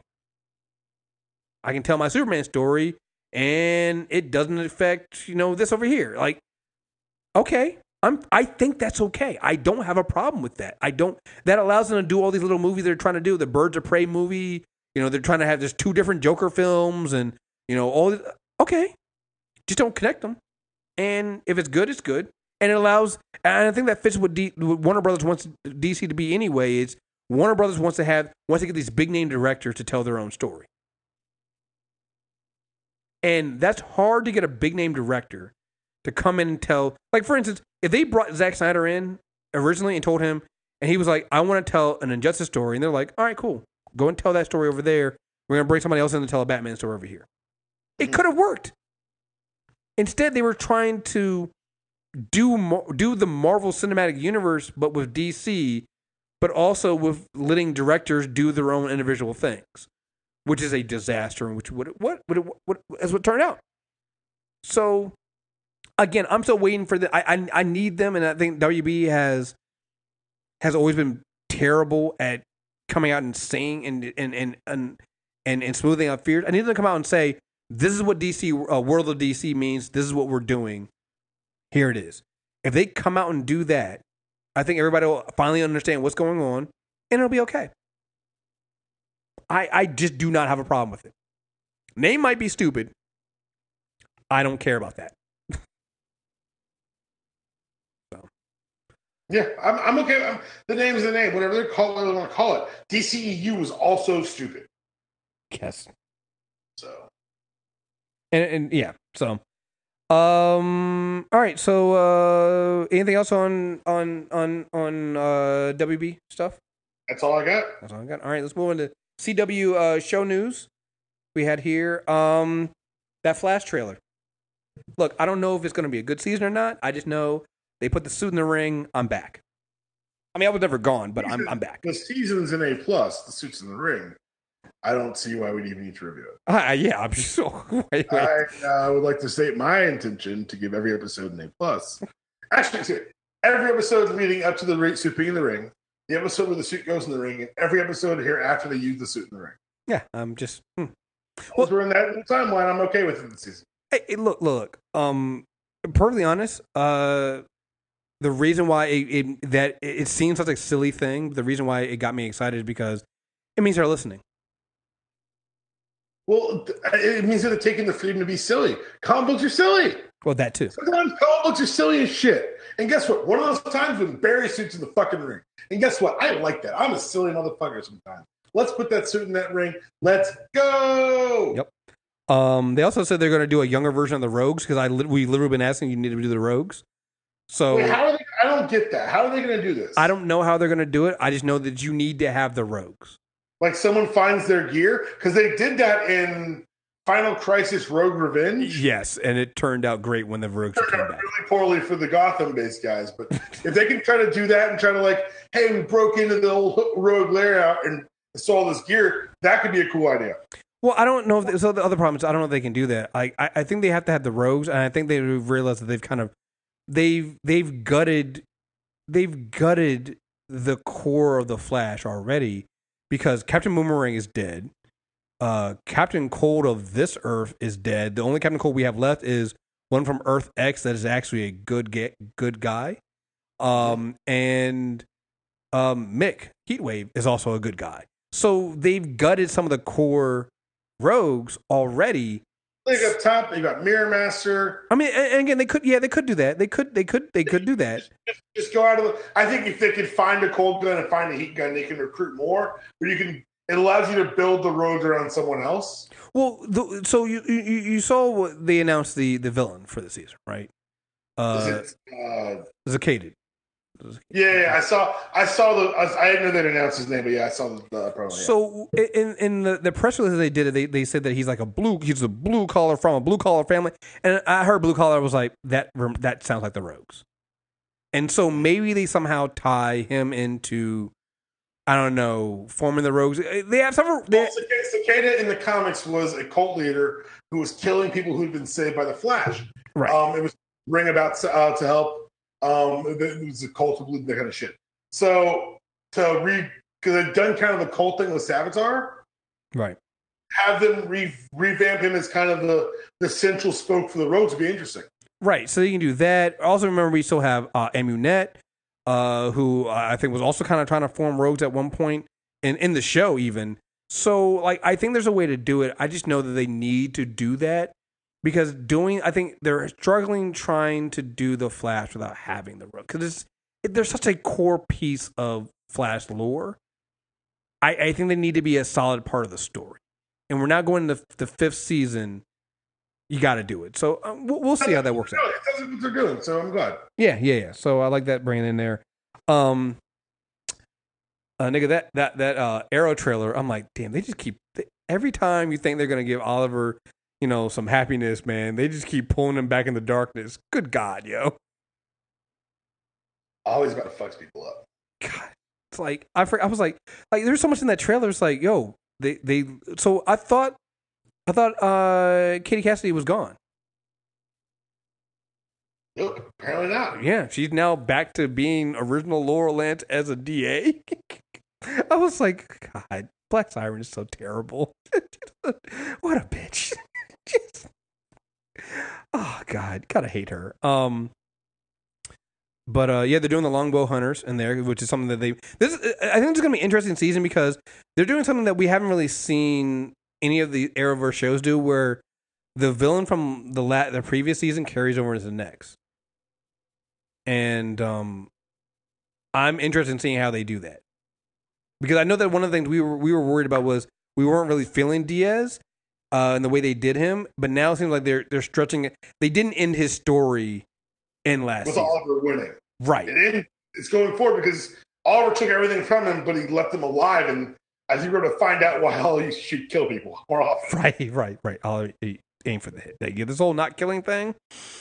Yeah, no, didn't work out too good. The only thing I didn't like about the trailer for Arrow was, just kill the kid. Well, I mean... At a certain point, I'm like, all right, I don't care. So it's Roy in the suit, right? It's definitely Roy in the suit. Yeah, okay. They try to hide it because not enough flips, but it's Roy in the suit. I hate you. Yeah, I'm just saying. It's just like... I'm just saying, the last time we saw Roy... I'm just saying, last time we saw Roy, he had a necessary Roy flip. Now there's no Roy flips. I'm just saying, he's doing a good job to hide himself. Like, one flip and it's all over. You know exactly who it is. So, saw the trailer for Legend of Tomorrow. Not much to say about it other than, okay, I'm in. It's like Constantine. Okay. Oh, going back to the Flash, I do want one thing. Give Wally a graceful exit. Do not kill him off. Don't do that. They won't kill him. I'll let Shanna and the Doctor talk about Supergirl. But hey, and Supergirl and Black Lightning. But hey, Supergirl, they brought good for them bringing on a trans activist to actually play a trans superhero. Let me say this. I finally watched Black Lightning and I finally watched Luke Cage. Thank you very much, world, for giving me these things. Hey, listen, episode 10. Luke Cage yet? He's someone else? You finished Luke Cage? Oh yeah, I finished that long time ago. Nigga. Hey, listen, the episode 10 with Johnny, with Danny and Luke. I was like, oh, that's why they cast these two. No, I felt so vindicated. I was like, I was right. That entire episode is just those two together, and then their team up fight. I'm like, I get it now. So going forward, we should just do this. Like, just going forward, let's do this from now on. This is great. Yeah, this is great. You guys are little witty repartee, the whole 9 yards. Yeah, I think. Oh my God, is that Luke Cage taking a selfie? Yeah. Yeah. I'll be honest. I feel much better going into Luke Cage, and I mean, season 2 of Iron Fist. I feel like that trailer was good too. Yeah. I feel like what we said in the first Iron Fist was. I mean, besides the whole whitewashing controversy people had, which again, not going to tell not taking away from that. Yeah, can't defend it, can't take anything away from it. Outside of that, I was like, it's very clear they rushed it. Well, with this new showrunner, and we've now seen Danny, we've seen Finn Jones in 2 other shows where where he's had time to actually prepare for the role, both physically and mentally, and actually act in it, and he's fine. He's fine. It goes back to, it wasn't his fault. It wasn't his fault in the first Iron Fist. They just rushed it, and Scott Buck is terrible and should never be a showrunner for another show. Do not let Scott Buck run a show. That's it. I think that's it. So let's go through a few other things that came up during San Diego Comic-Con. One, fuck you guys for Tom King needed bodyguards at San Diego Comic-Con. Fans ruin everything. First of all, that tells me you guys you have not been reading the book. Because honestly, issue 49 basically tells you what's going to happen in 50. Joker tells you. Yes. Yeah. Of all the mouthpieces, he tells you it's like, it's not going to work. Yeah. Yeah. I'm just like, if you guys haven't been reading Tom King, if you got mad at what happened there, I'm tired of people commenting on things and not reading. Another reason why I'm no longer discussing comic books on Twitter. Because you guys don't read. Makes sense. Uncanny X-Men is returning. They Bring back. Go ahead. The staple. Yeah. Bring back the headline. Bring back the adjective. I'm so excited. I mean, you guys all know X-Men nerd. I think I speak for both of us, X-Men nerds. Yes. And as someone who's been keeping up with these current books, creative resurgence. They got Chris Claremont drawing. So they're also doing a series called X-Men Black. Yeah, I saw that. Where it's one issue tales about villains, and the first one is Chris Claremont writing Magneto. So, yes, please. Yeah. Any thoughts on who the creative team on the Uncanny? Because they didn't announce a creative team. Do you know? I don't care. I have all faith in Marvel at this point. Oh yeah, you're right. Yeah, I'm there. I did hear somebody say, what if Hickman comes back and I was like, yo, don't do that to me. Don't. Why'd you tell me? Because I had it in my head. I need somebody else to share it. What's happening now? I needed somebody else to have that in their head because I couldn't just leave it myself. Hold on. This is gonna bug me. Yeah, I know. I just. He's written X-Men. I just need that. Nope, but there is open rumors. God damn it! I'm just saying. Oh boy, if that happens, take all my money. So, I'm gonna feel real bad about the books I'm not gonna be buying. Right. Yo, it's gonna be that meme, that distracted boyfriend meme with me and all my Avengers books. Yeah, all these great Avengers books. Look at that X-Men written by Hickman. Like, I'm sorry. Right? I'm just like, wait, is that Hickman? Is that Uncanny X-Men? What? Yeah, it's gonna be bad. I hadn't actually thought about that until you said it. Shout out to I know I had to get into my else's head. Sorry. shout out to Gail Simone and over there at Lion Forge and is helping them, influence their Catalyst Prime books. And if you're not reading the Catalyst Prime books over for Lion Forge, this includes Superb and Noble, and I've talked about these books before on my poll list. Seriously, go read them. It's actually really good. I think that's good for Lion Forge. I think it's good for Catalyst Prime. And I think it's good for Gail Simone. And I think that's going to be really good for them. I mean, that is another... People think about wanting books outside of the big two. Lion Forge is doing some really good job. And they're very diverse book. I mean, it's really good. There's a great creative teams over there. I think David Walker's writing... I think he's writing Superb. Either Superb or no. He's writing one of them. But yeah, shout out to her and them for doing that. I think that's big news, and I really look forward to reading and seeing what they do over there at Lion Forge. I don't know if this was announced at San Diego Comic-Con, but I did see this. Grant Morrison on Green Lantern. Okay, so I'm super nervous. Because I really enjoyed kind of the recreation of the universe that the current team has done. Mm-hmm. And Grant Morrison tends to break things. Right. Like, it's going to be entertaining as hell. But Grant Morrison tends to write, like, all right, there it is. And then you come back and everything's on fire. Like, wait a second. Grant, you sent Batman backwards through time. After you drove him crazy. But here's the thing, though. It was awesome. Grant, you've literally sprinkled Bruce Wayne through the history of the DC universe. All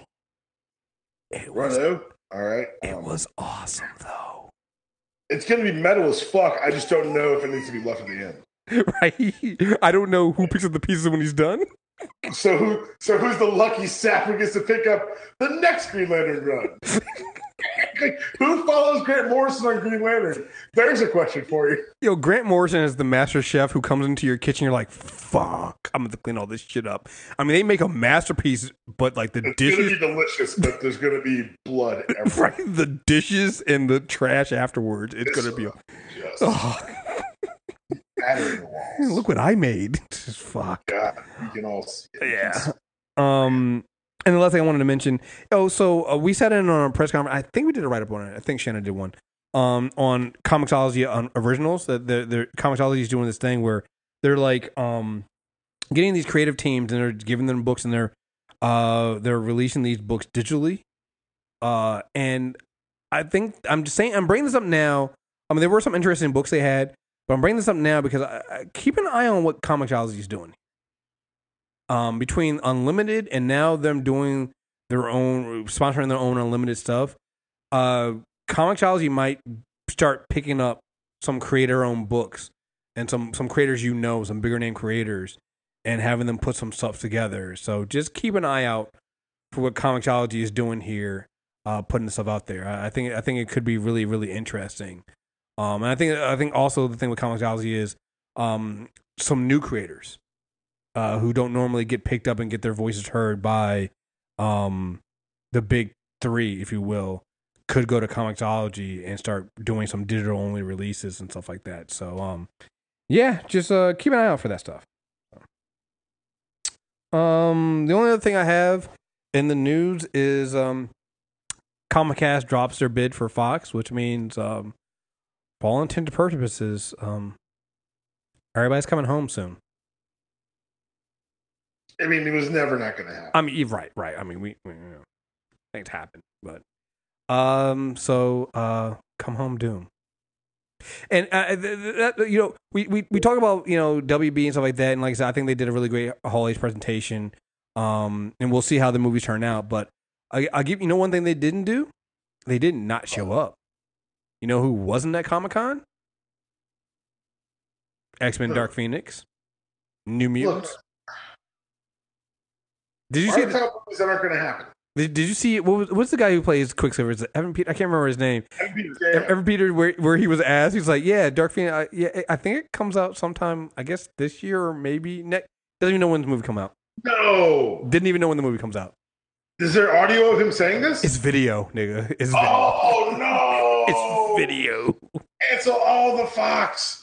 Put the Fox in rice. It's over. I thought that maybe something else because Fox, they not only did not announce those movies, but then they had Deadpool take over the old Marvel spot, Marvel Studios spot, and they just did Deadpool 2. They talked about Deadpool 2. Like, it was unbelievable. Like, you didn't make any other announcements. You didn't have your next two movies, the two movies that actually got delayed this year. I mean, maybe the movies don't come out, but like, I feel like they kind of have to come out. I don't think New Mutants is coming out. I'm going to stand by that. No, I can see New Mutants. I feel like Dark Phoenix has to come out. Dark Phoenix has to come out. I feel like that Dark Phoenix has to come out. It'll be the final Marvel Fox movie. Yeah. Well, here's the thing about New Mutants. Have we heard anything else about? Because remember, it was like, well, they delayed it so that they could film, add 2 new characters. We're filming this and we're doing that. Has anybody heard anything about them filming anything? Has there been set images or? You say they're working on it. When? Who? How? What? Answer these questions for me. Oh, you don't have any. Oh, okay. So, yeah. I don't know what's going on with that. So, yeah. All right, let's do this poll list. You want to go first? Yeah, I'm not going to go through my whole poll list. I'll just talk about some things that I really enjoyed the last couple of weeks. Flash War. Yes.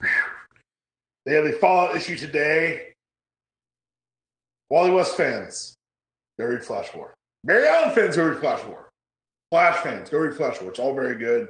There's a return of a big fan favorite character at the last page of Flash War. And we get our first taste of what Sanctuary is going to be here in the epilogue. Are you up on Flash? I didn't read the one today. Okay. All right. Green Lantern, Hal Jordan, the Green Lanterns Corps. It's reaching at the end of that run. Issue 49 dropped today, I believe. It's the buildings, the big culmination, the fight with the Dark Stars. I really enjoyed that. Bendis' first real issue on Action Comics came out. I like the Man of Steel Mania series that kind of led up to it, like where they've left Clark/Superman in this place. Batman continues to be astounding. People who had problems with 50, Temecula. 51's out. We have our first little taste of post-breakup Bats, and it's sad, and it's weighty, and it's heavy, and you get to see the effects of what's going on from a very different perspective if you haven't read it yet. Lost Light 21 came out today, and I'm going to miss the shit out of that book. We're talking about that next, and it's like, seriously, Dave Holmes turned me into a fucking Transformer stand. I don't know. I blame you for this. I blame you. I'm very proud of my accomplishment. Thank you for saying that. I really, Unicron 2's out. They're going to end this universe in a very large way, in a very messy way with a lot of deaths, and kind of here for it. Marvel side, guys, Gail Simone's still writing Domino. And it's glorious. Yeah. It's glorious. The X-Books are building towards something. Mr. and Mrs. X dropped today. Have you read Kelly Sue DeConnick? I need to get that because I love it as fuck, dude. Really well done book. I love what she did with Rogue. I love what she did with the Rogan Gambit book. So I definitely got to pick that up. Yeah, you read the miniseries. I'm really enjoying Nick Spencer on Spider-Man, Dan Slott on Iron Man. He's got 2 issues in, and he's doing some big things there. Marvel 2-in-1, Chip Zdarsky is doing a great job of wetting my Fantastic Four whistle until the beginning of August when the first family of Marvel comes home. Mm-hmm. The Infinity books have all been amazing. The lead up to this, I think Infinity Wars Prime came out today. I haven't read it yet, but it's on my poll list. I just haven't gotten to it yet. And that is everything Jessica Jones is being written by, who's writing it now? Oh, it's going to bug the hell out of me. Jessica Jones was, as everyone knows, was previously written and created by Brian Michael Bendis, who's now left for the DCer pastures. And now it's been taken over by, I can't even find the writer right now. But they released their first issue kind of like very quickly, very quietly, digital. Digital only. And you're like, wait a second. And all of a sudden, they've got a new way, and they kind of did it kind of guerrilla marketing-wise, where you wouldn't know what was going on until you're paying attention. And I'm glad that I happened to, grab the book and grab the and be paying attention on Twitter when it came out. But yeah, I'm really enjoying what's going to happen here. And Daredevil's amazing. Go read Daredevil. Holy shit. Hey, real quick, you said something digital. I want to also give shout out to DC for this. I really do think that eventually DC Universe will include a Marvel, will be up to par with Marvel Unlimited because they are now starting to, I think, do the digital codes with their books as well. So I feel like DC is finally catching up on the digital stuff. So, well, they kind of have to. Like the world's changed. Yeah, no, I appreciate them for that. So you don't. It's I want to make sure I get to the writer. It's Kelly Thompson. Oh. Yeah. Oh. Wait a second. Well, I guess I have to read. Look, I'm a Kelly Thompson fan. So. Yeah, man, she's great. Go ahead. What you got? So first thing, I was trying to figure out what I was going to lead with. I got to lead with this. It's literally the only comic book I read today. Nigga, if you are not reading the new Darth Vader book, the latest Darth Vader book, you in this Vader book, nigga, listen. I didn't read the annual. That's the latest one that came out. I read the last issue, which is 18. Nigga, if you ever need a one issue to tell you why Darth Vader is fucking terrifying, you don't. They later on explain how they got to this point, but it's literally at this time Governor Tarkin, General Tarkin, Admiral Tarkin. Is at this point he's governor. Governor Tarkin hunting down Darth Vader on this planet. Like when I say hunting down, like literally it's a hunt. And you don't know how they came to this agreement, but he's going through like him stalking like Vader and how he got to this point. And bruh, listen. You realize as he realizes how terrifying Vader is. It is it just got me. You're reading this like at one point, let's see, he goes, let's see if I can find this. Vader somehow managed to because at one point they're looking at Vader and he's wearing the skin of this creature that can let him turn invisible. They're like, wow, it's like it's the apex predator of the planet. And Vader killed. He killed him with his lightsaber. And you're like, well, where's Vader's lightsaber? So you go into how Vader lost his lightsaber. So it's like, I've had the privilege to watch Vader at his bloody work on more than one occasion. Blasters are almost useless. He can deflect the bolts, whether with his lightsaber or his command of the Force. Therefore, I outfitted my team with flame weapons and slug throwers. On the second day, we tracked Vader to a corpse of Turin trees and surrounded him and let loose. The flames engulfed him, and unless I'm wrong, I detected a hint of fear in Vader's body language. At first, this approach seemed promising. A lightsaber will not turn away fire. But only at first. Flames are not susceptible to lightsabers, so Vader did not attack the flames. He attacked the flamethrowers. And it shows you Vader using the Force to basically break apart the flamethrowers and like kill it. He's like, we lost four hunters that day, but I learned a great deal. He then goes on to talk about how he's taking Vader's lightsaber and all this stuff. And it just breaks down why Vader is terrifying. So at one point, Vader is down to Tarkin and Vader. He's like, I know how far ahead of Vader I must remain to prevent him from killing me with the Force. 2 men die so I can learn this. I'm glad they did. I throw out a few desperate shots behind me. Even now, in the nightmare, my skills do not deter me. My aim is true, but I lost my slug thrower. He bats the bolt aside, as I know he would. Vader does not hurry. Eventually, I will tire and slow and fail to maintain a safe distance. So I prolong the end. It's time to stop running. Like it's just. It just goes down to all this, right? And eventually, like, Tarkin ends up defeating Vader, right? He's like, oh, man, like, I got him. Like, Vader still ends up almost choking him to death. And it just, the entire issue, it just breaks down why Vader is just Vader. But it also shows you why Vader has some respect for Tarkin. It's just, oh, God, it's Charles Soule's writing the shit out of this book, yo. I'll check it out. Seriously, it's great. Flipping over to DC real quick. I read the first 4 volumes. I finally finished the first 4 volumes of Green Arrow. I love that fucking book. Benjamin Percy read the fuck out of the Green Arrow. Oh hell yeah! This is fucking amazing. I love these first 4 volumes. They're just great. They're SAW as fuck. I love them. Again, reading a lot of the same things you read. Flash War, the Batman books. Let's see. I'm going through here. We mentioned it before at the top of the show. the Captain America book by Coates. Be afraid, people. Be afraid. Like this man has evolved, and it should scare you. It should scare you. It should. Yes.